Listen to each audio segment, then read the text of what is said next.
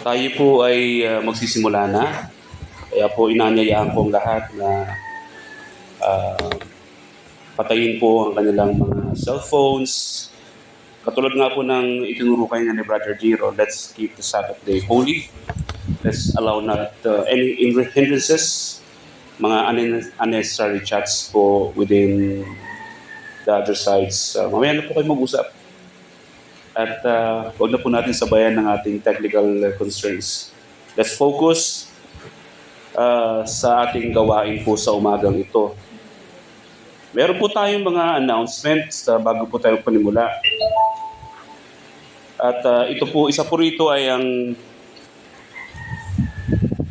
Revamp Singles Camp 2026.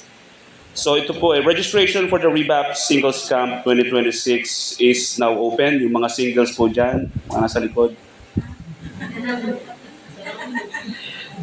Registrations po will start on June.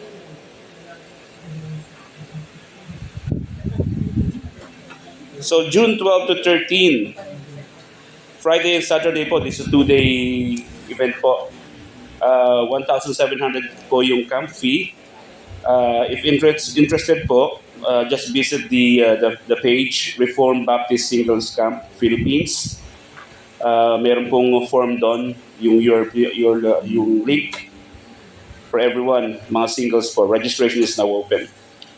So kasama po sa babayaran nyo yung accommodation, yung meals, 3 meals, and camp kit. So magandang experience po, lalo sa mga singles.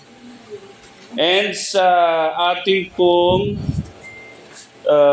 there's the Revamp Bible Teachers po. So ito po ay Bible Teachers Retreat 2026 to be held August 30 to 31st, 2026. Save the date na po. Yung mga interested, just follow the site. Meron pong form po doon for registration. So save the date, August 30 and 31, 2026.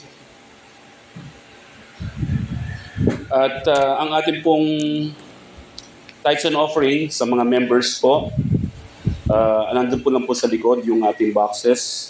Kung hindi po kayo member pero kayo po ay pinagpala ng Panginoon, you're more than welcome po to share your blessings.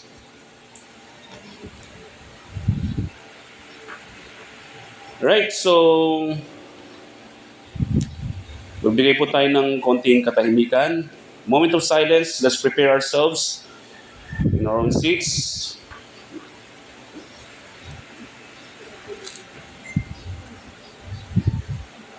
Tayo po yung manalangin. Panginoon namin, nasa langit, Diyos namin banal, kami po, Ama, ay nagpapasalamat at nagpupuri na kami po muli ay binigyan mo ng pagkakataon upang magsama-sama. Pagsambahin po kayo ngayong umaga. Salamat po at kami po ay binigyan nyo ng buhay at kalakasan. Gamitin niyo po ang bawat isa sa aming Panginoon, pampurihin ang iyong pangalan. Kung aming dalangin sa pangalan po ng Jesus. Amen. Bilang panimula ay inanyayahan ko po ang lahat na samahan niyo po ako. Buksan po natin ang ating mga Biblia sa mga awit. Psalms 115, mga awit 115, talata 1 hanggang 18. So Psalms 115, verses 1 to 18. Sinasabi rito, huwag sa amin, O Panginoon, huwag sa amin, kundi sa iyong pangalan ay ibigay ang karangalan. Dahil sa iyong tapat na pag-ibig at dahil sa iyong katapatan. Bakit sasabihin ng mga bansa, nasaan ngayon ang kanilang Diyos? At ang aming Diyos ay nasa mga langit. Kanyang ginagawa ang anumang kanyang kagustuhan. Ang kanilang mga Diyos-Diyosan ay pilak at ginto, gawa ng mga kamay ng mga tao. Sila may mga bibig, ngunit hindi nagsasalita. May mga mata, ngunit hindi sila nakakakita. Sila may mga tenga, ngunit hindi sila nakakarinig. May mga ilong, ngunit hindi sila nakakaamoy. Mayroon silang mga kamay, ngunit hindi sila nakakadama. May mga paa, ngunit hindi nakakalakad. At hindi gumagawa ng tunog sa kanilang lalamunan. Ang mga gumawa sa kanila ay kagaya nila, gayon din ang lahat ng nagtitiwala sa kanila. O Israel, sa Panginoon ay magtiwala ka.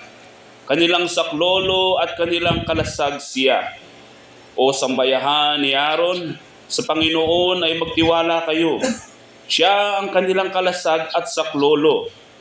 Kayong natatakot sa Panginoon ay magtiwala kayo.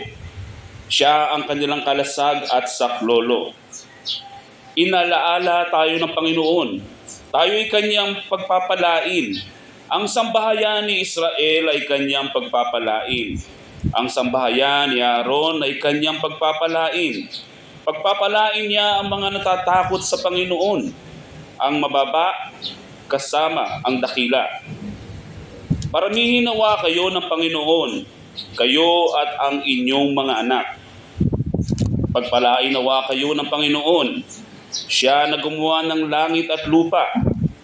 Ang mga langit ay mga langit ng Panginoon. Ngunit ang lupa ay kanyang ibinigay sa mga anak ng mga tao. Ang patay ay hindi pumupuri sa Panginoon, ni sino mang bumababa sa katahimikan. Talata 18, ngunit aming pupurihin ang Panginoon mula sa panahong ito hanggang sa walang hanggan. Purihin ang Panginoon. Sa talatang ating binasa, ito ay nagpapahiwatig ng isang awitin ng pagpupuri na nagtatampok sa kadakilaan ng tunay na Diyos kumpara sa mga walang silbing Diyos-Diyosan. Ito ay isang panalangin na nagtatampok sa pagtitiwala sa Panginoon bilang saklolo at kalasag at nagbibigay ng lahat ng karangalan sa Kanya, hindi sa tao. Ang mga binasa natin ay nahati sa ilang talata. Ngunit ang talatang 9 hanggang 11, ito yung highlight. Ang Israel, ang sambahayan ni Aaron, at ang lahat ng natatakot sa Panginoon ay hinihimok na magtiwala sa Diyos dahil siya ang kanyang saklolo at kalasag. Ganun din po sa atin, na tayo po ay magtiwala lamang sa tanging Panginoon, buhay na Diyos, magbigay sa atin ng buhay at kalakasan. Kaya bilang tugon sa atin pong binasa, ay inaanyayahan ko pong lahat na tumayo at umawit po tayo dahil sa Panginoon ang ating tanging saklolo. Let's sing, "To God be the glory."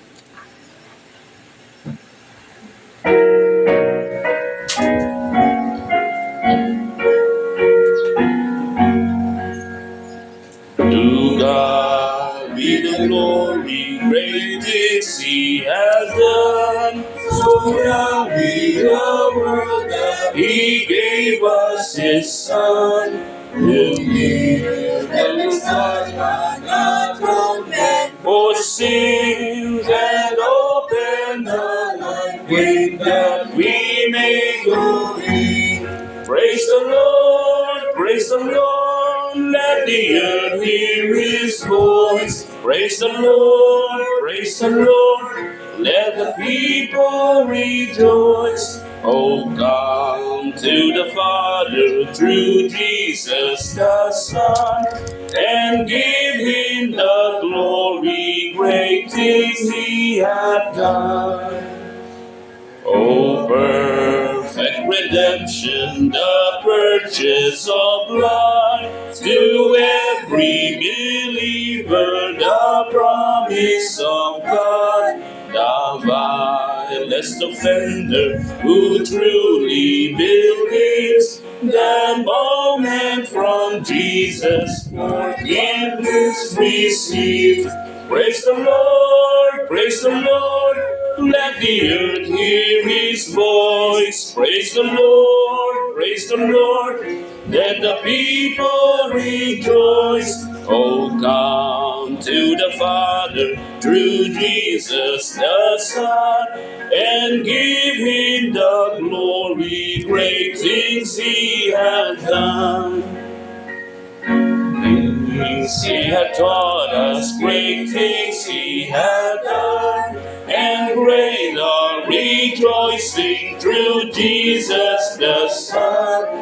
But nearer and higher and greater will be our wonder, our transport when Jesus we see.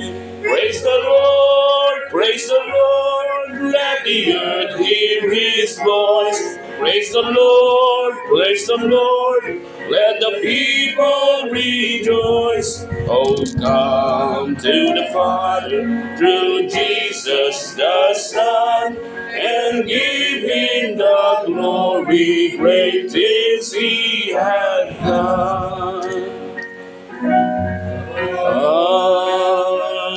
Amen. Let's pray. Lord, truly, you deserve all the glory, Panginoon. Salamat po for the life that you have bestowed upon each and everyone. Salamat po sa pagpapala sa bawat isa sa nagdaang 6 na araw, Panginoon. Kayo po ang patuloy na luwalhatiin, sambahin. Ito po ang aming dalangin sa pangalan po ni Jesus. Amen. Tayo po pwede na po makaupo.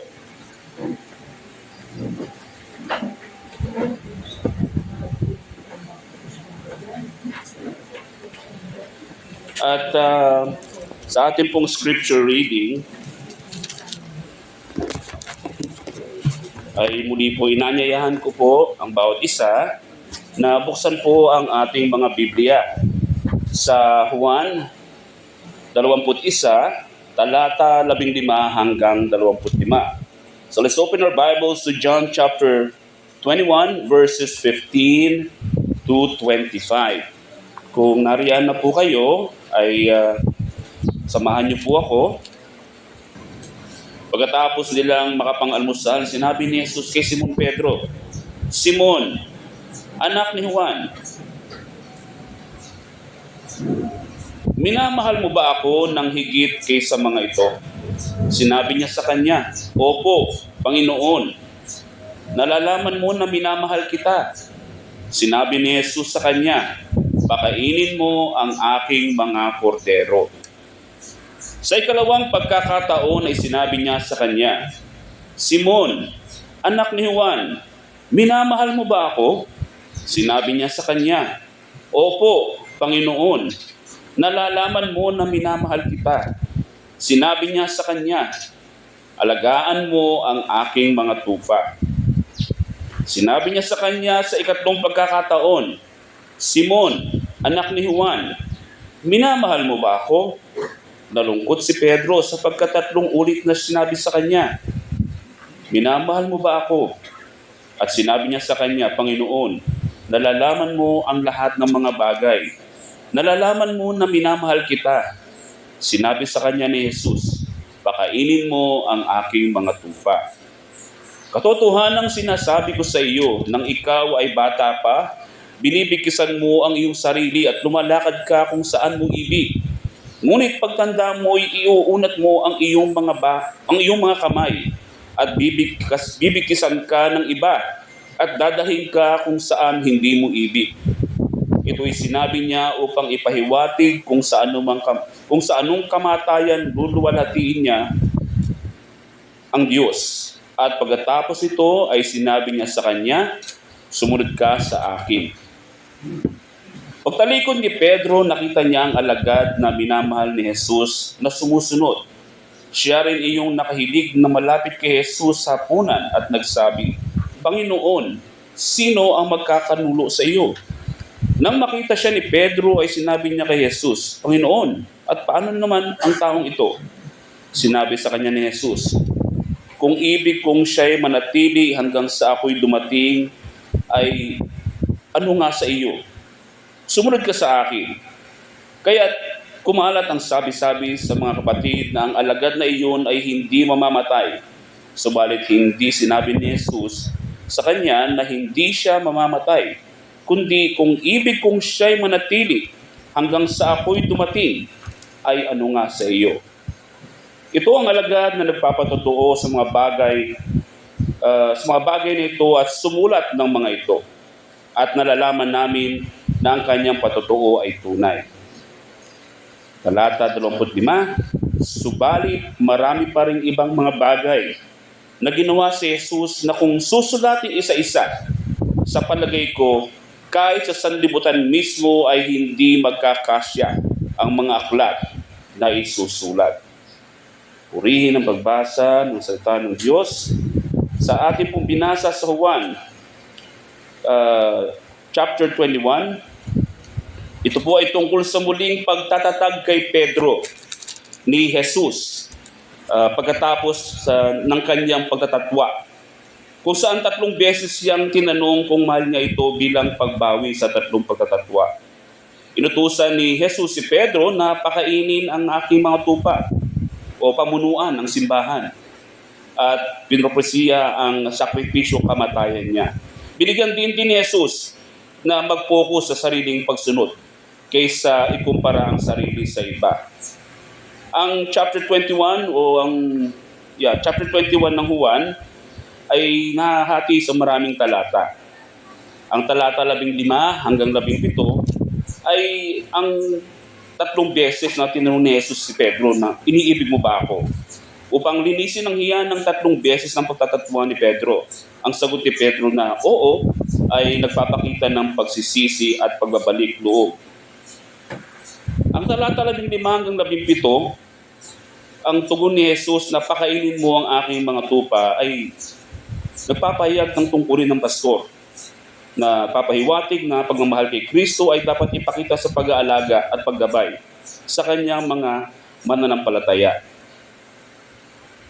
Ang pinaka aral po ng ating pong binasa, ito po ay sa kabuuan, ipinapakita nito ang grasya ng Diyos na nagpapatawad at nagbibigay ng bagong pagkakataon, pati na rin ang tawag sa tapat na paglilingkod hanggang sa kamatayan. Bilang tugon po sa ating binasa, muli po ay inanyayahan ko lahat na tumayo. Tayo po ay aawit. More love to thee.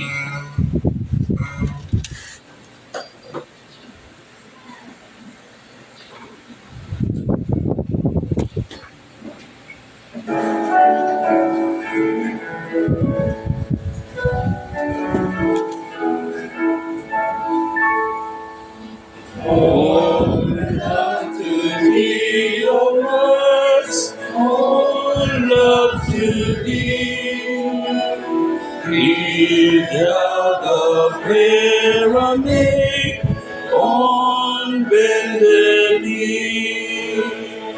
This is my earnest plea, more love, O Christ, to thee, more love to thee, more love to thee. Once earthly joy I crave, sought peace and rest.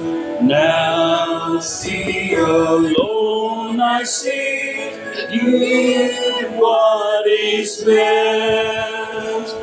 This all my prayer shall be, oh love, oh Christ, to thee. More love to thee, more love to thee. Let sorrow do its work, send grief and pain. Sweet are thy messengers, sweet their refrain. When they can sing with me, more love, O Christ, to thee, more love to thee, more love to thee. Then shall my latest breath whisper thy praise. This cry, my heart shall raise. This still His prayer shall be, more love, O Christ, to Thee, more love to Thee, more love to Thee.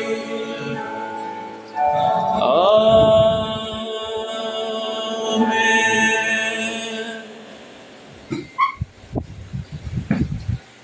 Yes, truly, Lord, that sa pamamagitan ng iyong anak, na aming Panginoon Kristo, pinakita mo sa amin kung gaano mo kami kamahal at ibinigay niya ang kanyang buhay.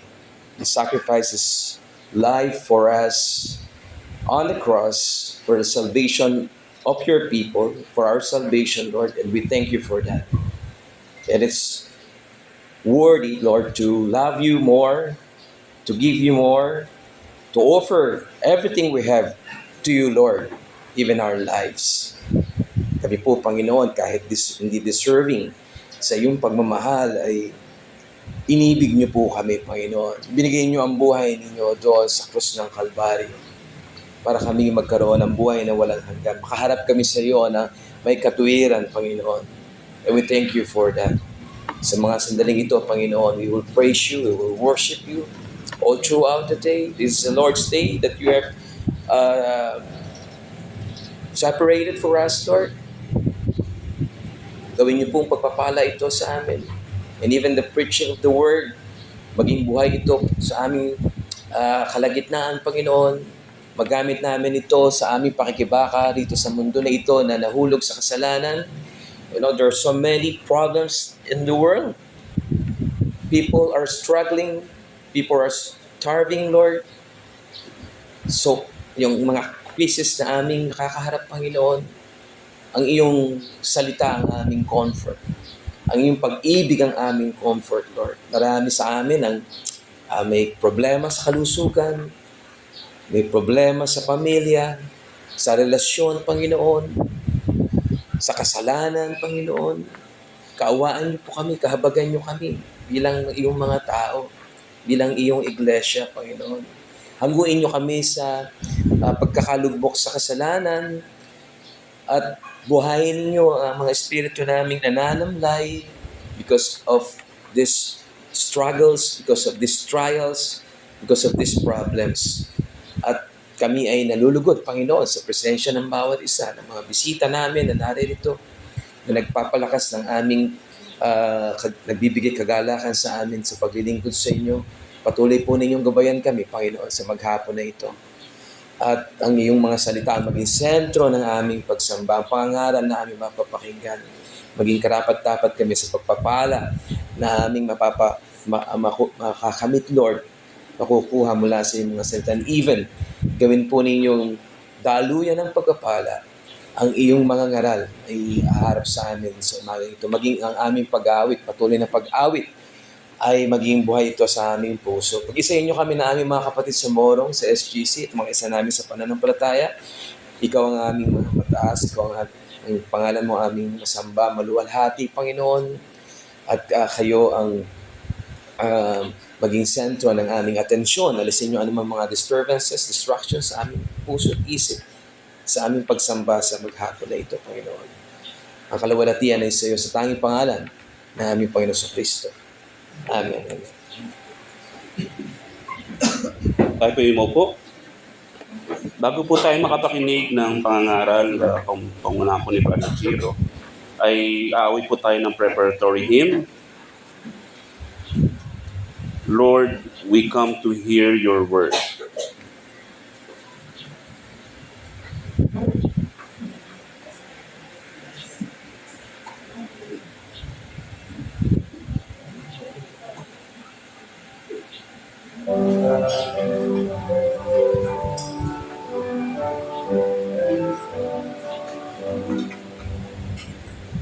Lord, we come to hear your word. Lord, Lord, send your spirit forth in power. Come and rest your church desire. Come and bless your church desire. We confess our thoughts have strayed, minds distracted and dismayed. On the sun feeds now each dawn. Help us worship as we ought. Help us worship as we ought. Lord, as we prepare to hear, wake each soul and stop each ear. Conquer every stubborn heart. Mercy saving, grace impart. Mercy saving, grace impart. Understanding, Lord, we need. Wisdom to hear and heed. Send illuminations down. Open eyes and give us sight. Open eyes and give us sight. Lord, we lift up to your care. Him who stands now to declare truth that teaches, warns, consoles. Bless this feast to feed our souls. Bless this feast to feed our souls. We confess without your grace, vain our efforts in this place. You must come and warm and steal, for true worship to occur, for true worship to occur. For your word, O Lord, we yearn, empty let it not return. Come accomplish all your will. Draw, convict, give life and fear. Draw, convict, give life and fear. Muli isang mapagpalang umaga po at araw ng panambahan at araw ng Panginoon sa bawat isa sa atin.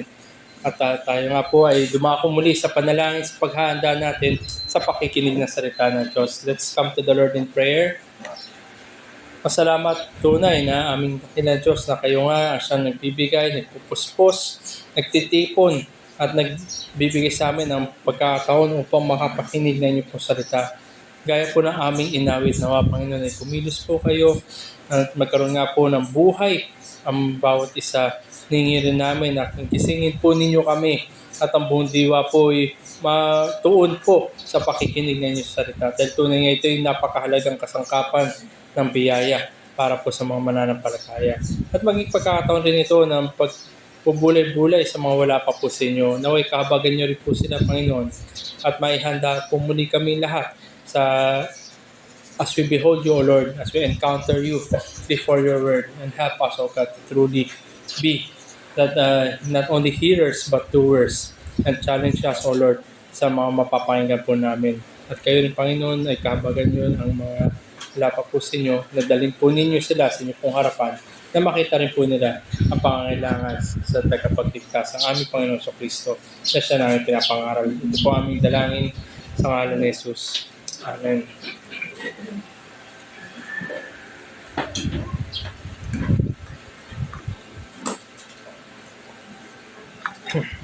Totoo nga po na maraming virtud o virtue yung hinahawakan ng mundo natin ngayon. Marami rin mga iba't ibang virtues na pinopromote lalo na sa society natin ngayon. Pero sa mga mananampalataya, lalo na kung pamilyar tayo sa salita ng Diyos, marami rin mga virtud na tinutukoy doon, ngunit isa lamang yung mananatili sa magpawalang hanggan. Yun ay ang pag-ibig. Sabi nga ni Apostol Pablo, sa unang Korinto 13, talata 13, 1 Corinthians 13:13. At ngayon ay nananatili ang tatlong ito, ang pananampalataya, pag-asa at pag-ibig. Ngunit ang pinakadakila sa mga ito ay ang pag-ibig. So nandun yung faith, hope, and love. Nandun yung triad of virtues na iyon. Ngunit ang pinakadakila at ang mananatili sa magpawalang hanggan ay ang tanging pag-ibig. So ito yung kaisipan, lalo-lalo na rin ang mundo na puno-puno ng pag-ibig, ang kanilang kaisipan. Gusto po nila na maranasan ito sa kasalukuyan. Maranasan na tanging pag-ibig lamang ang bertud na meron sa kasalukuyan. Ito nga isang sinasalamin din o binibigkas din, isang popular na awit at tinitingnan ko po sa atin ngayon. Siguro yung mga bata hindi siguro alam ang awit na heaven is a place on earth. Ito'y para sa mga may edad. Familiar siguro tayo doon. Na ini-embody nito yung kaisipan na bagamat sa langit ay pag-ibig na lamang, ang kanilang naisin ng awit na ito ay gawin ang mundo na ito, ang present earth na ito, bilang magpawalang hanggan sapagkat mananatili lang ang pag-ibig. Sabi nga doon, they say in heaven, love comes first, will make heaven a place on earth. So dadalhin ang kalangitan dito sa mundo na ito na sa ganun, pag-ibig na lamang ang mananatili. May katotohanan in some sense. Lalo na kung ikaw'y mananampalataya, kung ikaw ay kay Kristo, nilulook forward mo yung magpawalang hanggan na naroon yung pag-ibig na wala ng pag-asa dahil nakikita mo na dahil natapos ng pag-asa, natapos na rin ang pananampalataya, face to face ka na ngayon sa object ng iyong pananampalataya at sa iyong tanging pag-asa, ang tanging mananatili ay ang pag-ibig ng Diyos. Yan ay totoo. Ngunit yan ay mangyayari lamang sa magpawalang hanggan at hindi dito sa mundo na ito na punong-puno ng epekto ng kasalanan. Hindi natin mapaghiwalay ang epekto at sumpa ng kasalanan sa kasalukuyang mundo. Kung kaya dapat, bagamat nandun yung ating pag-asa, nandun yung ating pagtanaw sa magpawalang hanggan, bagamat yan ay totoo, ngayon pa lamang ay dapat meron na tayong active engagement din sa pag-ibig natin sa Diyos at sa kapwa mananampalataya. Dapat ngayon pa lamang. Kung ikaw ngayon totoong niligtas na Diyos, nandun yung iyong pag-ibig sa Diyos at sa mga kapatiran. Na sa ganun, ito'y full commitment sa pag-ibig na Diyos na iyo rin lamang natanggap. Sa ganitong klaseng pamumuhay ay sinasalamin natin ang mga bagay na binigay lamang ni sa atin. At kasama nga dyan, higit sa lahat ay ang pag-ibig ng Diyos. Ngayong umaga po ipagpapatuloy natin yung serye natin na dinadaanan po natin ang aklat ni Apostol Pablo sa mga taga-Thessalonica. Nung huli po ay nasa chapter 4 na po tayo at tinalaki natin yung verses 1 to 8. Ngayon po itutuloy po natin ito at tatalakayin natin yung verses 9 to 12. Basahin ko lamang po yung 1 Thessalonians chapter 4. Sisimulan ko po ito sa verse 1. 1 Thessalonians chapter 4, verse 1. Katapos-tapusan, mga kapatid, hinihiling namin sa inyo at nakikiusap kami sa Panginoong Hesus, yamang natutunan ninyo sa amin kung paano kayo dapat lumakad at magbigay lugod sa Diyos na tulad na inyong ginagawa. Ay ganun dapat ninyong gawin at higit pa, sapagkat batid ninyo kung anong mga tagubilin ang binigay namin sa inyo sa pamamagitan ng Panginoong Jesucristo. Sapagkat ito ang kalooban ng Diyos, ang inyong pagpapakabanal, na kayo'y umiwas sa pakikapid, na ang bawat isa sa inyo'y matutong maging mapagpigil sa kanyang sariling katawan, sa pagpapakabanal at karangalan. Hindi sa pita ng kahalayan na gaya ng mga hentil na hindi nakakilala sa Diyos, na sino may huwag magkasala o manlamang sa kanyang kapatid sa bagay na ito. Sapagkat ang Panginoon ay tagapaghiganti sa lahat ng mga bagay na ito, gaya ng aming sinabi noong una at binabala sa inyo, sapagkat hindi tayo tinawag ng Diyos para sa karumihan, kundi sa kabanalan. Kaya't ang tumanggi dito ay hindi tao ang nagtinatanggihan, kundi ang Diyos na nagbigay sa amin ng kanyang Espiritu Santo. Ang teksto po natin, itong verses 9, 10, 11, 12. Ngunit, tungkol sa pag-ibigan ng magkakapatid ay hindi ninyo kailangan na kayo'y sulatan ng anuman, sapagkat kayo man ay tinuruan ng Diyos na mag-ibigan sa isa't isa. At katotohanan ginagawa ninyo ang gayon sa lahat ng kapatid na nasa buong Macedonia. Ngunit aming hinihiling sa inyo, mga kapatid, na higit pa sa rito ang inyong gawin. Nasain ninyong mamuhay na tahimik, gawin ang inyong sariling gawain, at kayo magpagal ng inyong sariling mga kamay, gaya ng aming pinagbilin sa inyo, upang kayo igalang ng mga nasa labas at huwag maging palaasa sa sino man.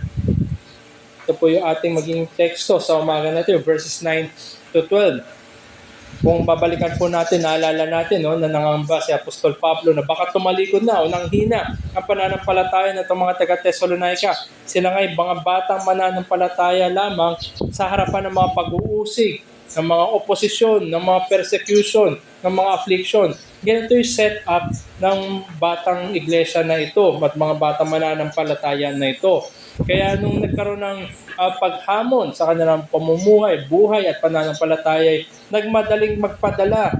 Sinugo nila Apostol Pablo si Timoteo upang tingnan kamusta ang lagay ng mga taga-Thessalonica na ito. At nang pagbalik ni Timoteo sa kanila, may dala-dala siyang magandang report. Good report concerning the faith of the Thessalonians.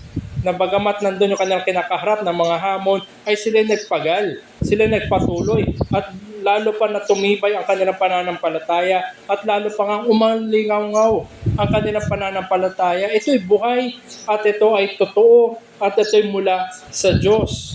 At nanalangin na dulog sa panalangin. Ito si Apostol Pablo na kanyang panalangin na bagamat hindi siya makapunta doon sa kanila, ang dalangin niya ay masuplayan niya ang mga taga-Thessalonica ng pagtuturo, teaching, to supply them further teaching. Kung ano man yung mga nagkulang o hindi na ituro, hindi na bahagi ng Apostol Pablo nung unang beses na naroon siya, at bagamat siya hindi makabalik, ang dalangin niya ay masuplayan pa niya ng pagtuturo upang lalo pa silang mahimok na tumayo sa harapan ng Diyos.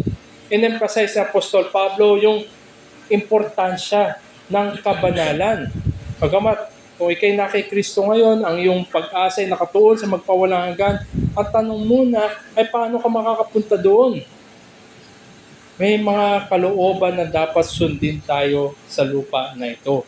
Kung ikaw ay mananampalataya kay Kristo, magsamit ka sa kalooban ng Diyos. At una nga dito ay emphasize ni Apostol Pablo yung importansya ng kabanalan. Ito yung kalooban ng Diyos sa mga mananampalataya na sila ngayon magpakabanal. The will of God, your sanctification.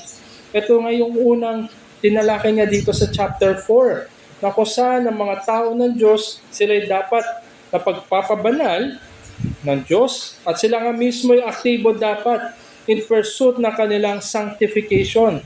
Lalo-lalo na itinalakay niya dito sa verses 1 to 8 ang background ng sexual immorality.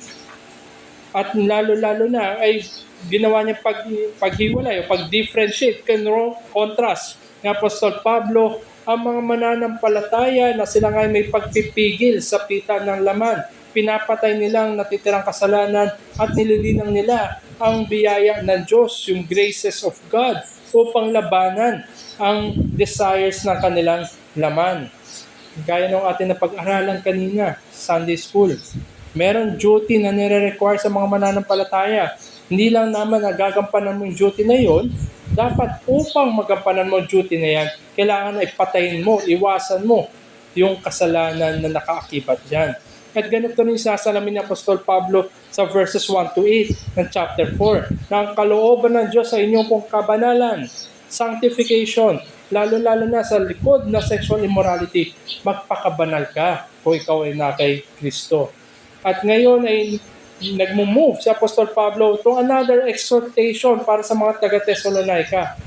Nagpapatuloy siya sa kanyang panalangin sa Diyos, nabigyan sila ng biyaya upang maharap nila yung mga afflictions na ito.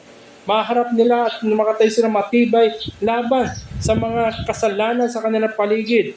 At ngayon, ang kanyang panalangin sa Diyos ay sila'y mag-endure to the end and behold God in glory. Paano mangyayari ito? Mula dito sa text natin, sa verses 9, 10, 11, and 12.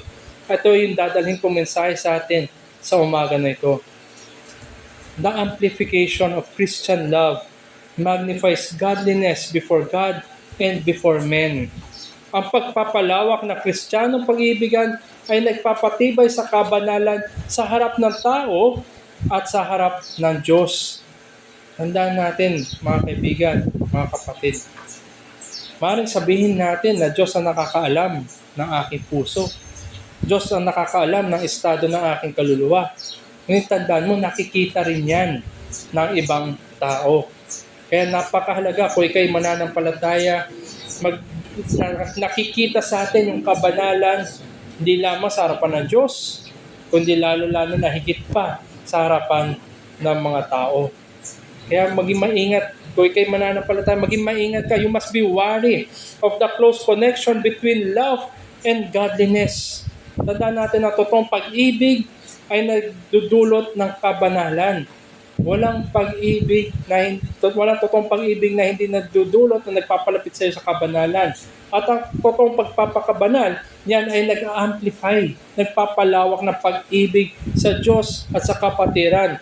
There can be no true love without godliness, and there can be no true godliness without love for God and for one another. So nandun parati yan. Hindi mo masasabi na ikay walang pag-ibig. Kung ikay nagpapabanal, hindi mo rin masabi na meron kang pag-ibig pero walang kabanalan. Kundi ang totoong pag-ibig ay merong angkop na kabanalan. Those two can work together. Always in pairs. Hindi pwedeng isa lang over the other. Kundi yan ay dalawa at magkasama.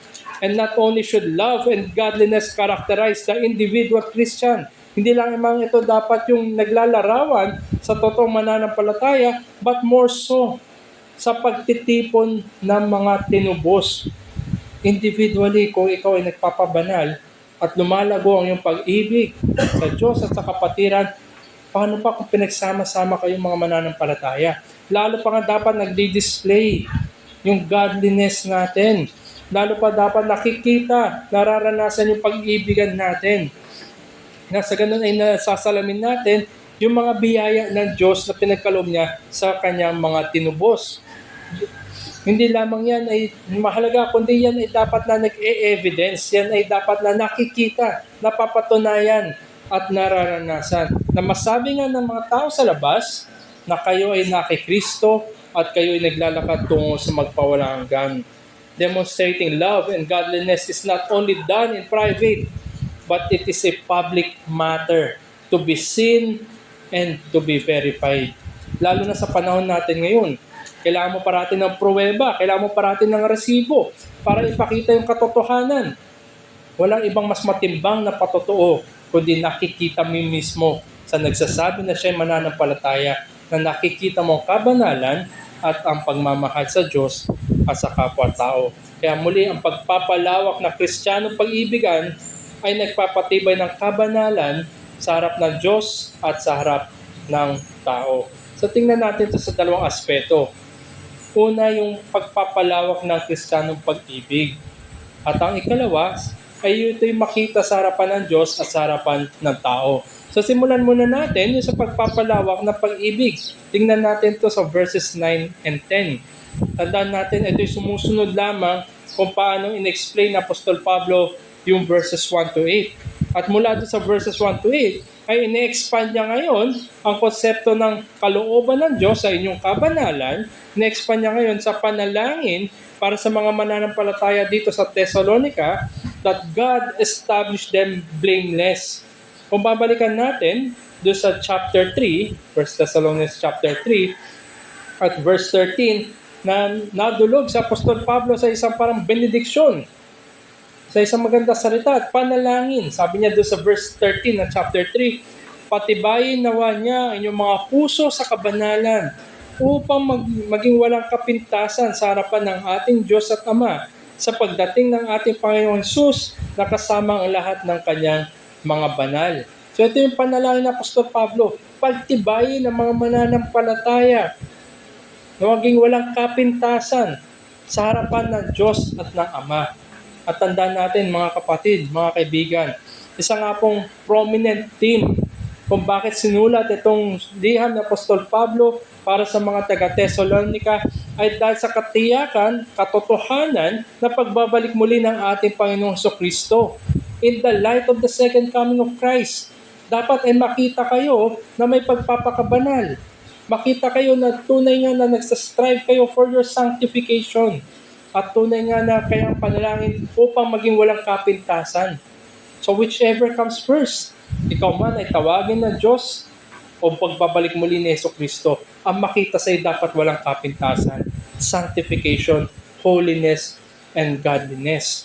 So ito yung panalangin ni Apostol Pablo para sa kanila. Ito yung layunin rin niya para sa mga mananampalataya na Thessalonica. At ngayon, dinedevelop pa niya further instruction regarding sa flip side. Kung babalik ta rin natin yung kabanalan, ang makikita natin sa kabilang dulo ay ang pag-ibig. Sabi ko nga kanina, pag-ibig at kabanalan, they go hand in hand, always in pairs. So nandun yung pagmamahal, ay pag-ibig na sinimulan ni Apostol Pablo sa kabanalan. Now, ito yung makikita natin sa verses 9 and 10. Ang kalooban ng Diyos, ang pag-iibigan ng mga mananampalataya. Sinalamin ni Apostol Pablo na yung relationship ng pagmamahal at ang kabanalan na tanging dapat ay lalawak pa yung pag-ibig, mag-increase yung love at mag-increase din at mapapatibay yung kabanalan. Sabi nga ni Apostol Pablo sa verse 9, hindi na ninyo kailangan na kayo'y sulatan ng sinuman. Gusto nga ni Apostol Pablo, mag-supply siya ng further teaching para dito sa mga taga-Thessalonica. Pero concerning love, patungkol sa pag-ibig, hindi ninyo kailangan na kayo sulatan ng sinuman. Binabanggit ko na Apostol Pablo na hindi na niya kailangan mag-provide ka ng additional lectures o pagtuturo patungkol sa pag-ibigan. Sapagkat sila nga'y tinuruan ng Diyos na mag-ibigan sa isa't isa. Tinuruan na sila. Alam na nila yun. At ito nga'y sabi natin, ang pag-ibig hindi ito nadadaan sa lecture. Ito ay pagkilos ng Diyos sa mga mananampalataya. Kung ikaw ay kinahabagan, inibig ng Diyos, yun lamang rin ang madidisplay mo. Pag-ibig sa Diyos at pag-ibig sa kapwa. At sinabi nga niya sa pagpapatuloy sa verse 10, at katotohanan ginagawa ninyo ang gayon. Ginagawa na ninyo. Ginagawa na ng mga taga-Thessalonica na sila nga'y nag-iibigan na sapagkat sila nga ay inibig na ng Diyos. So not only were the Thessalonian believers have been taught by God, sila tinuruan ng Diyos sa pamamagitan ng pag-ibig ng Diyos sa kanila. Sila nga'y binago ng Diyos. Kung babalikan natin ang pangako ng Diyos sa lumang tipan. Jeremiah 31:33. Ngunit ito ang tipan na aking gagawin sa sambayan ng Israel. Pagkatapos ng mga araw na iyon, sabi ng Panginoon, ilalagay ko ang aking kautusan sa kanilang kalooban at aking isusulat iyon sa kanilang mga puso at ako'y magiging kanilang Diyos at sila'y magiging bayan. Sa katubusan o pagtutubos, sa oras na niligtas tayo ng Diyos, na tayo ngayon may ugnayan kay Kristo, sinulat ng Diyos ang kanyang mga utos sa ating puso na hindi na tayo tuturuan. Kasama doon yung pag-ibig sa Diyos. Hindi na tayo kailanman turuan. Dahil kung ikaw nga'y totoong niligtas ng Diyos, ang kanyang mga utos ay sinulat niya sa iyong puso at sa pamamagitan ng pananampalataya kay Kristo ay nagagampanan mo yan. No need to magbigay ng further instruction because they are actually applying it in their lives. At maging hamon siguro ito para sa bawat mananampalataya. Kung sinasabi mo na ikay na kay Kristo, sinulat ba talaga ng Diyos sa iyong puso ang kanyang mga utos? At naroon ba talaga ang pagmamahal mo o pag-ibig mo sa iyong kapatiran at sa Diyos? O baka naman sinasabi mo lang na ikay na kay Kristo, ngunit wala pala ang kanyang mga utos sa iyong puso. At balikan natin yung verse 10 ng ating teksto. At katotohanan ginagawa ninyo ang gayon at sa lahat ng kapatid na nasa buong Macedonia, higit pa rito ang inyong gawin. Pinapractice na nila ang pagmamahalan o pag-ibigan nila sa isa't isa. Ngunit makikita dito na evident, totoo, napapatunayan, nadarama ang kanilang pag-iibigan. It flows abundantly. Parang tumatagas yung pag-iibigan. Hindi lang nasa kanila, kundi ito sumusobra pa. Tumatagas ito patungo sa kanilang mga kapatiran. That people can tangibly see it and observe its genuineness. Nakikita nararanasan marahil ng iba at nakikita sa kanila na totoo ang kanilang pag-ibig. At ang mabigat na desire ng Apostol Pablo para sa kanila upang makatindig na matibay sa harapan ng Diyos ay mapagtibay din sila sa pag-ibigan. They keep on advancing. Nagpo-progress sa buhay pananampalataya. Hindi lamang sila stagnant, kundi sila ay nagpo-progress, nagpapatuloy, nananatili. They keep on advancing and cultivating their love for one another. Kapatid, sa umpisan na ikay niligtas, nandun yung pag-ibig mo sa Diyos. Nandun din yung pag-ibig mo sa kapatiran. Hindi ka nananatili dyan, kundi lalo ka pang lumalago sa pag-ibig. Lalo pa dapat na umiinit yung puso sa pag-ibig para sa Diyos at sa kapatiran. Kaya ang punto na makita natin dito na ginagawa ni Apostol Pablo, when love takes the precedence among God's people, kung nauna ang pag-ibigan sa mga tao ng Diyos, they will strive for what is best for the soul of one another. Hindi lamang sa personal na kabanalan, kundi nandun din yung concern mo ngayon para sa paglakad sa pananampalataya ng iyong kapatiran. And in this way, it is the spiritual good to walk in a manner worthy of their calling towards eternity. Doon lalo pa nakikita na tayo ngayon naglalakad, isang hakbang tungo sa magpawalang hanggan. Kung nandun ay lalo pa lumalawak ang ating pag-ibig na nagdudulot ng kabanalan. Nandun makikita mga kapatid, nandun ma-evidence na tayo ngay tunay na nasa Panginoong Hesukristo. Alalahanin natin that God directs the ways of His people. Ang Diyos ang nagdidirekta ng kanilang lakarin. God directs the ways of His redeemed towards the community of believers. Dinadala ka sa isang kapulungan, dinadala ka sa isang lokal na iglesia, na sa ganun ay lalo pa na ikay lumago sa pananampalataya, sa kaalaman at sa pag-ibig sa isa't isa. Lalo pa lumalawak ngayon ang kaalaman mo sa salita ng Diyos. Yan ay sumusunod lamang dapat ang paglawak din ng iyong pag-ibigan sa Diyos at sa kapatiran, at lalo rin dapat na lumalalim ang iyong pagpapakabanal. They are actively engaged and fully committed to live in a manner that pleases God even more. Ito ang layunin ng Diyos para sa mga mananampalataya, para sa kanyang mga tinubos. Dinadala sila sa mga lokal na iglesia. Dinadala sila sa komunidad ng mga mananampalataya. Nasa ganun sila ngay lumago, magpatuloy, maglakad sa kabanalan hanggang sa magpawalang hanggan. Hindi sila iniiwan sa kanilang tahanan lamang, o hindi sila iniiwan sa kanilang sariling kagustuhan lamang.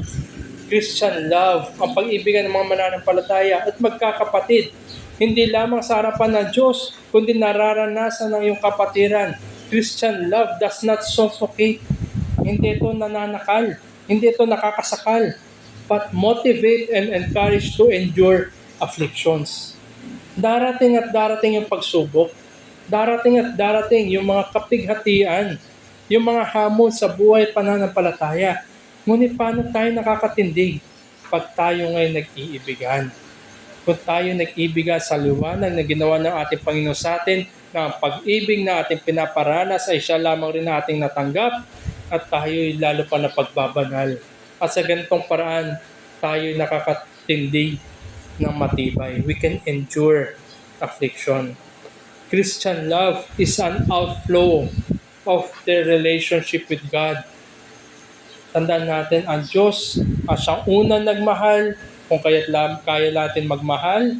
Ang Diyos ang unang umibig, ang Diyos ang naghahanap, ang humanap sa atin, ang Diyos ang tumubos sa atin, ang Diyos ang nagligtas sa atin. Kung hindi gagawin ng Diyos, siguro masaya pa tayong nagsiswimming sa kasalanan. Ganun ang pag-ibig ng Diyos, na Kanya tayong hinanap, tayo Kanya tinawag at niligtas. At ngayon meron na tayo ugnayan kay Kristo at nananahan ang banal na Espiritu.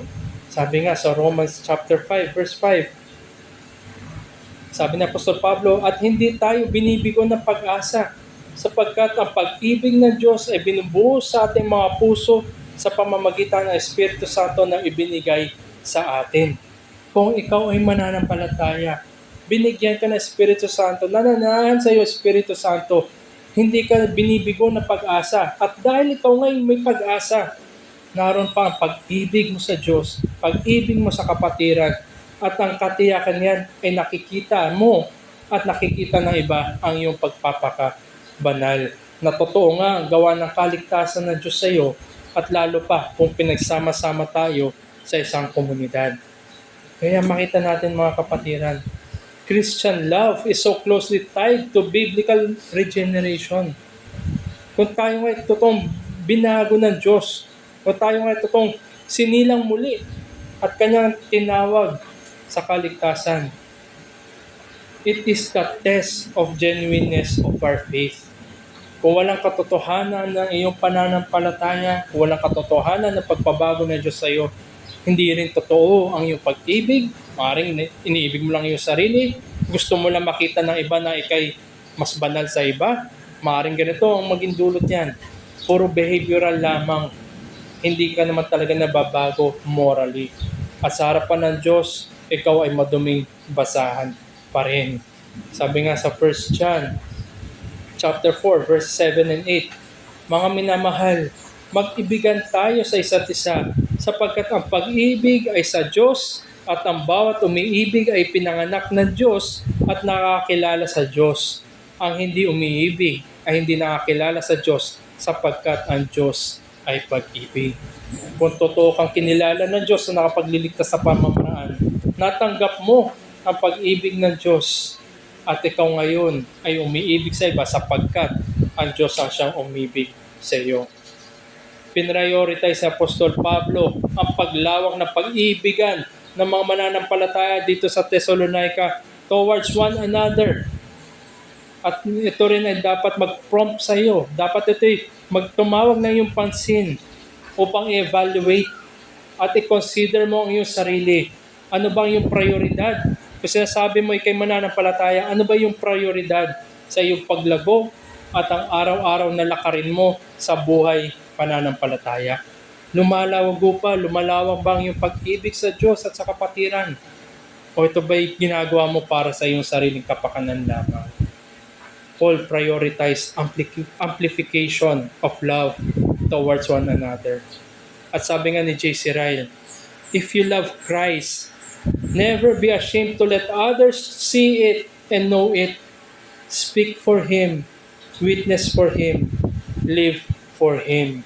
Hindi mo mapapamuhay ang pag-ibig ng Diyos kung ito hindi mo natanggap at hindi yan makikita hindi makikita ang pag-ibig ng Diyos sa iyo kung hindi mo yan ginagampanan.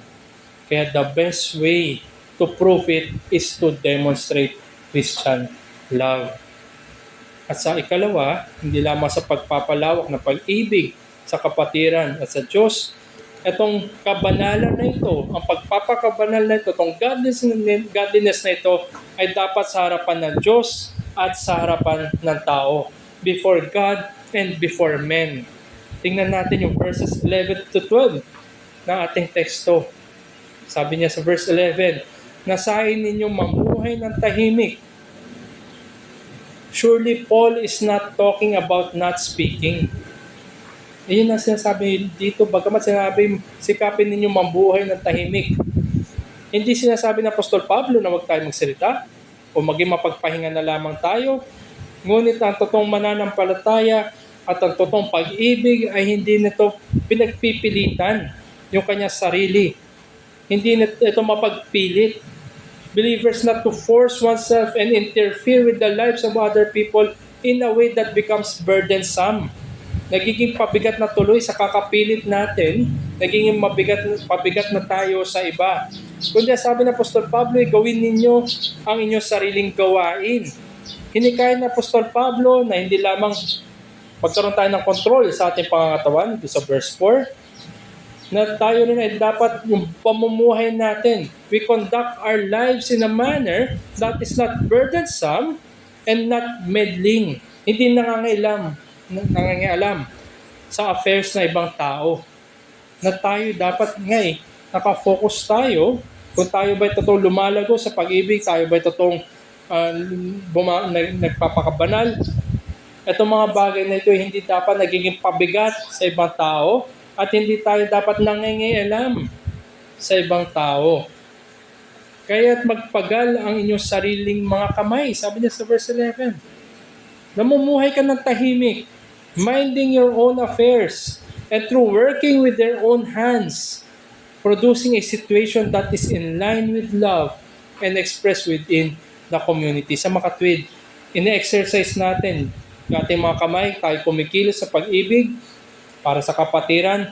Ine-exercise natin yung ating katawan upang tayo lumago sa pagpapabanal at ine-exercise natin ang ating buong pagkatao upang hindi maging pabigat sa iba. Tandaan natin, ang totoong pag-ibig na mananampalataya ay nagtataas. We lift up, hindi we put them down. Hindi tayo naging pabigat sa iba. At sabi niya sa verse 12, huwag kayo igalang ang mga nasa labas. Dapat din ay nakikita ito ng mga nasa labas. Paul exhorted them to walk in a manner worthy of God. And through this instruction would produce a result that complements the manner they live to please God. Walang masasabi ang mga tagalabas kung nagde-demonstrate tayo ng pag-ibigan, ng pagpapabanal, walang masasabing masama laban sa atin ng mga nasa labas. At huwag maging palaasa sa sino man. Napakahirap nga naman, di ba, kung maraming sinasabi ang mga tao sa labas. Kasi ganyan, Christian. Pero pabigat, palaasa. Baka mamaya, palamon. Ang hirap ng testimonya ganun, hindi mo sila mapapersuade sa iyong pananampalataya kung ganun ang tingin sa iyo ng nasa labas. Siguro, kaya nagpastor yan dahil walang makuha ang trabaho. Di ba, ang hirap din nun. Naisipin na paano natin ipapahayag yung pag-ibig ng Diyos na ating natanggap kung tayo mismo ay hindi kaibig-ibig in a manner na pabigat tayo sa iba. Kaya maging maingat rin. Kaya sinasabi ni Apostol Pablo dito, bagamat lumalawak ang pag-ibigan natin, ang kabanalan o pagpapabanal natin ay dapat sa harapan ng tao at sa harapan ng Diyos. And when godliness, kanina yung pagmamahal ang nag-take precedence, and when godliness takes precedence among God's people, they will strive what is best way to represent God before unbelievers. Ang mananampalataya ay tinawag bilang ambasador. Tayo ay parang ambasador. Kung pamilya tayo, paano tayo yung mga representatives ng Diyos. Nagdala-dala natin mensahe ay mensahe ng pagkakasundo, the message of reconciliation. Kung tayo ngayon nireconcile na sa harapan ng Diyos, ang dala-dala natin ay yung pag-apila para magkasundo din ang mga makasalanan sa harapan ng banal na Diyos. At walang ibang way kundi ma-demonstrate yan sa iyong buhay na makita ay kay hindi pabigat sa iyong kapatiran, pabigat sa ibang tao, kundi kay ngay binago, ginagamit mo ang iyong buong constitution, buong pagkatao mo para i-represent ang Diyos sa harapan ng mga nasa labas. And in this way, we evidence our love, hindi lamang sa kapatiran, kundi ngayon ay lumalabas na ang pag-ibig natin sa mga nasa labas sa pamamagitan ng patotoo na nasasalamin ng ating buhay. Kaya makita natin, Christians should conduct themselves in a worthy way before the onlooking world. Nagmamasid parati ang mga nasa labas. Lalo-lalo na siguro kung may nababalitaan. Kaya sa Kristiyano, malamang prominente siguro ito na bumagsak sa kasalanan.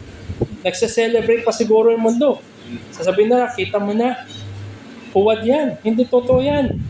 Cover up lang yung Christianity na yan. Marami na naging ganun na ehemplo. Nawa panawagan sa atin Apostol Pablo ay wag na natin dagdagan yung listahan. Kundi tayo maging magandang ehemplo ng totoong pananampalataya, totoong pagbabago ng Diyos at totoong pag-ibig na atin natanggap at nagtatranslate yan ngayon sa totoong pag-ibig natin at totoong kabanalan. So biblical godliness is so closely tied with Christian love in which that the Word of God, ang salita ng Diyos mismo, ang hahamon ngayon sa mga nasa labas, sa mga unbelievers, kung saan nga ba sila patungo. Ang salita ng Diyos ngayon ang hahamon sa mga nasa labas kung meron ba silang pag-ibig na natanggap o sa huling araw ang puot lamang ang kanilang tatanggapin.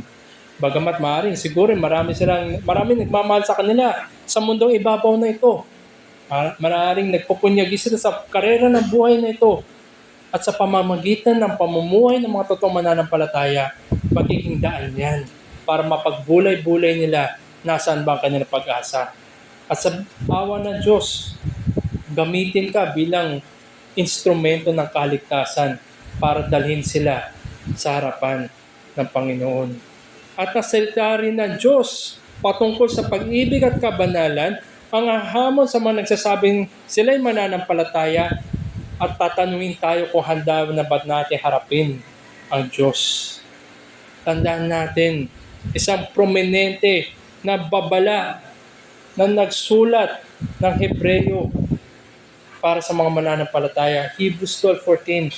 Pagsikapan ninyo magkaroon ng kapayapaan sa lahat at ng kabanalan na kung wala nito'y wala sino mang makakakita sa Panginoon. Kung ikaw ay mananampalataya, sinasabi mo, yung pag-asa yung sa magpawalang hanggan, makasama ang Panginoon na magpawalang hanggan, handa ka bang harapin at yakin mo na merong kabanalan na nakikita sa iyo. At sa pamamagitan ng kabanalan na yan, at ang pagpapabanal ng bawat totoong mananampalataya, dalangin mo na maging kasangkapan ng kaligtasan para maakit at mahikayat ang iba sa pananampalataya. Napakahalaga, mga kapatid, ng godliness before men. Bagamat ang godliness before God ay Diyos at ikaw ang sarili mo ang makakasagot niyan.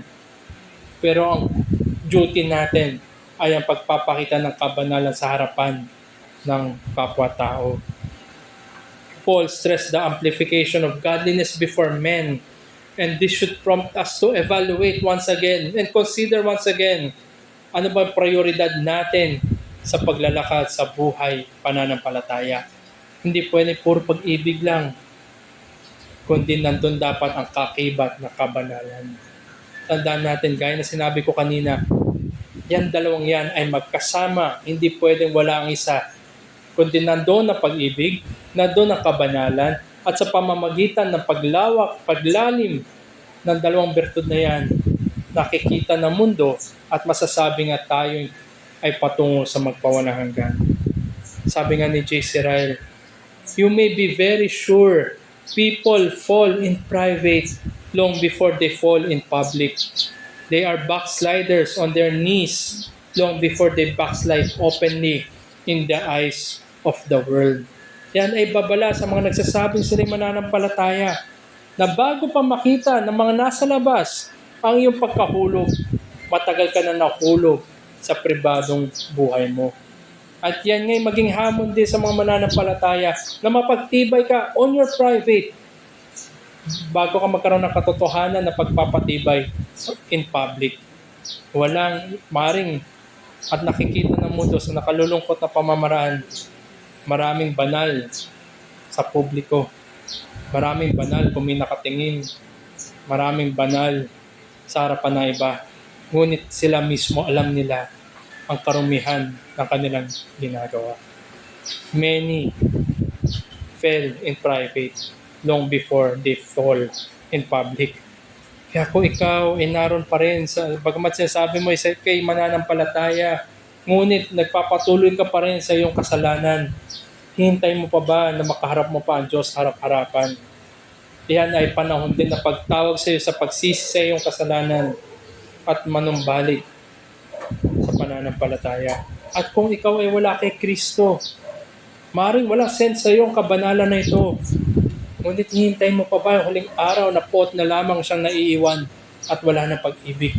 Tandaan mo at alalahanin mo sa pagbabalik mo rin sa Kristo, wala nang oportunidad ng kaligtasan, kundi kahatulan na lamang ang naiiwan. At bilang pagtatapos, love is a powerful testimony to the reality of Christian faith. Pag-ibig, saan ka pa ba makakahanap ng totoong pag-ibig kundi sa Diyos lamang na siyang pag-ibig, na ibinigay rin niya sa bawat kanyang tinubos ang totoong pag-ibig. The mark of the Christian before the world is the love that God has spread into our hearts, starting with our Christian brothers and sisters. magsimula nating ibigin pa, lalo, damihan pa, lawakan pa, laliman pa ang pagmamahal sa kapatiran. Nasa ganun ay tayo ngay sabay-sabay lumakad sa kabanalan. We can never be saved by our own loving works. Maging babala sa atin as a warning. Pare, siguro napupulot mo, puro pag-ibig na lamang. Tandaan mo, hindi ka maliligtas ng dahil sa mga pag-ibig na yan. At hindi ka rin maliligtas dahil sa mga gawa ng pag-ibig na yan. Ngunit ang aking sinasabi, ang mga totoong napatawad lamang at totoong na kay Kristo lamang at ang totoong nakatanggap na pag-ibig ng Diyos lamang, sila lamang at ang totoong umiibig din sa Diyos at sa kapwa-tao. Kung kaya't mahikayat at mahimo ka. So as we tell the world about God's love for sinners in Christ, remembering the important testimony of Christ's love working and through us, at yan ay masabi natin na yan ay paghihimok sa totoong pag-ibig. Kabanalan na wala ay hindi makakita sa harapan ng Diyos, lalo-lalo na pag-ibig na yung pinapakita sa iba ay hindi totoo kung hindi yan ay mula sa Diyos. Naway wag mo nang hintayin ang panahon na kung saan kahatulan na lang ang naiiwan. Naway kahabagan ng Diyos ang bawat isa sa atin, mahamon ang mga mananampalataya kung totoo bang meron tayong pag-ibig at kabanalan, sapagkat yan ang kalooban ng Diyos sa kanyang mga tinubos, ang iyong pagpapabanal at ang pag-ibig sa bawat isa na nakikita dapat sa harapan ng Diyos at sa harapan ng tao. Tayo po'y manalangin. Aming dakilang Diyos at mabaging Ama, salamat nga po muli sa inyo pong kabutihan, sa inyo pong pag-ibig na binagkaloob po ninyo sa inyo pong mga tinubos. Na sa ganun, ang mga mananampalataya ay nakapag-ibig na may katotohanan sapagkat ito'y natanggap lamang rin sa inyo. At dalangin namin na maging kami kasangkapan at maituro namin ang mga wala pa po sa inyo sa inyong pong demonstration ng pag-ibig sa mga makasalanan sa krus ng Kalbaryo ng aming Panginoon sa Kristo. Nawa Panginoon ay maging magandang patutuo kami, makapangyarihan, na patunay kami ng inyong pong pag-ibig at patunay din ng pag-ibig namin sa kanila sa pamamagitan ng pagpapanalangin sa kanila at lalo pa na makita sa aming pamumuhay ang pag-ibig na ito. Nawa Panginoon, dalangin din namin sa pamamagitan ng ministeryo ng Banal na Espiritu na lalo pa kami magninang, makultivate, masanctify at patayin po namin ang mga natitira pa namin kasalanan para sa kabanalan. Ninin namin na lahat na ito ay mangyayari lamang dahil kayo nga po ang siyang nagpapanatili sa amin. Kayo po kumikilos at kayo rin na nag-uudyok sa amin, nagbibigay ng konbiksyon at nagpapaalala ng inyong pong kabanalan. Nawa Panginoon ay mahabag po kayo sa bawat isa sa amin. Ang dalangin namin na maging paraan rin ito ang pagtawag ng mga wala pa po sa inyo. Na huwag na panilahanapin o hintayin o hamunin ang inyong pong pag-ibig, ang inyong pong katwiran, ang inyong pong kabanalan at inyong pong hustisya. Na sa ganun ay kaputan ang kanilang matanggap. Kahabagan niyo rin po sila gaya ng inyong pong habag na binigay niyo po sa amin. Ito po aming dalangin sa ngalan ni Jesus. Amen.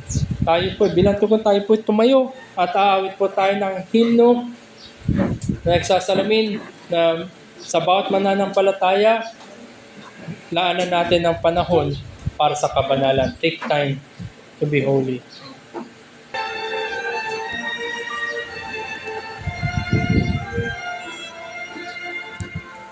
Okay.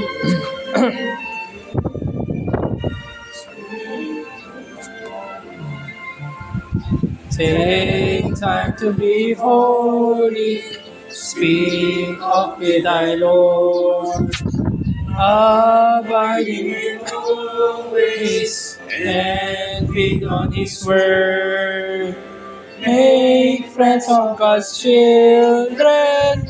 Help those who are weak.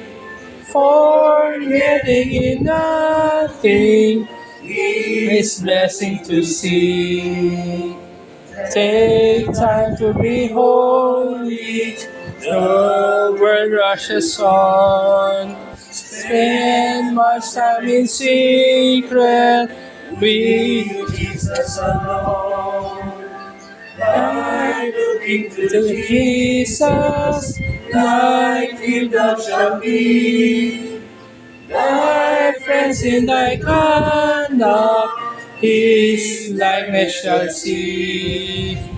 Take time to be holy, let Him be thy guide, and run not before Him, nor ever behind. Enjoy all His sorrow, still follow thy Lord, and looking to Jesus, still trust in His word. Take time to be holy, become in thy soul. His thought and His holy, beneath His control. Thus led by His Spirit to fountains of love, thou soon shalt be filled for service of His.